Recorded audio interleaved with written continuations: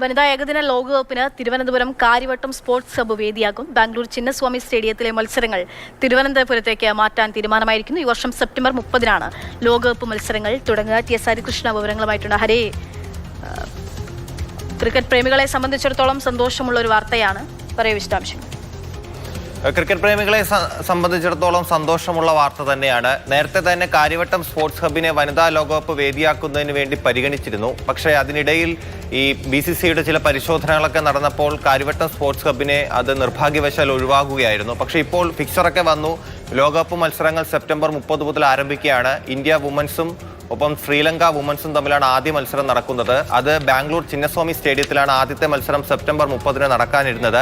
പക്ഷേ ബാംഗ്ലൂർ ചിന്നസ്വാമി സ്റ്റേഡിയത്തിൽ നടക്കുന്ന എല്ലാ മത്സരങ്ങളും ഇപ്പോൾ തിരുവനന്തപുരം സ്പോർട്സ് ഹബിലേക്ക് മാറ്റും എന്നുള്ള വിവരങ്ങളാണ് നമുക്ക് ലഭ്യമാകുന്നത്. BCCIയുമായി ബന്ധപ്പെട്ടുള്ള ഒരു ഒഫീഷ്യൽ പ്രഖ്യാപനം ഇന്ന് വൈകിട്ട് അത് ഉണ്ടാകാൻ സാധ്യതയുണ്ട്.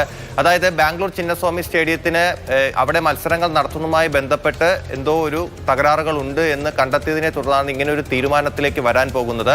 അതുകൊണ്ട് തന്നെ BCCI ഒരു ഔദ്യോഗിക പ്രഖ്യാപനം ഇന്ന് വൈകിട്ട് നടക്കും. അവിടെ നടക്കുന്ന 4 മത്സരങ്ങൾ, ഒരു സന്നാഹ മത്സരം ഉൾപ്പെടെ 5 മത്സരങ്ങളുണ്ട്. 4 മത്സരങ്ങൾ തിരുവനന്തപുരം സ്പോർട്സ് ഹബിലായിരിക്കും നടക്കുക. അതിൽ ഇന്ത്യയുടെ 2 മത്സരങ്ങളുണ്ട്. അതുകൂടാതെ ആദ്യ മത്സരമായ ഇന്ത്യ ശ്രീലങ്ക മത്സരം സെപ്റ്റംബർ 30-ന് നടക്കും. അത് കഴിഞ്ഞ് ഒക്ടോബർ 3-ന് England women's South Africa women ടീമുകൾ തമ്മിൽ മത്സരിക്കും. അത് കഴിഞ്ഞ് ഇന്ത്യയുടെ മറ്റൊരു മത്സരം ഒക്ടോബർ 26-നാണ്. അത് ഇന്ത്യ വുമൻസ് ബംഗ്ലാദേശ് വുമണിനെ ആയിരിക്കും നേരിടുക. ഇത് കൂടാതെ രണ്ടാമത്തെ സെമിഫൈനൽ മത്സരം അത് ഒക്ടോബർ 30-നാണ്. അതും ബാംഗ്ലൂർ ചിന്നസ്വാമി സ്റ്റേഡിയത്തിലാണ് നടക്കേണ്ടിയിരുന്നത്. ആ മത്സരവും തിരുവനന്തപുരം സ്പോർട്സ് ഹബ്ബ് വേദിയായേക്കും. ശരി, ഹരിയാണ് വിവരങ്ങൾ നൽകിയത്.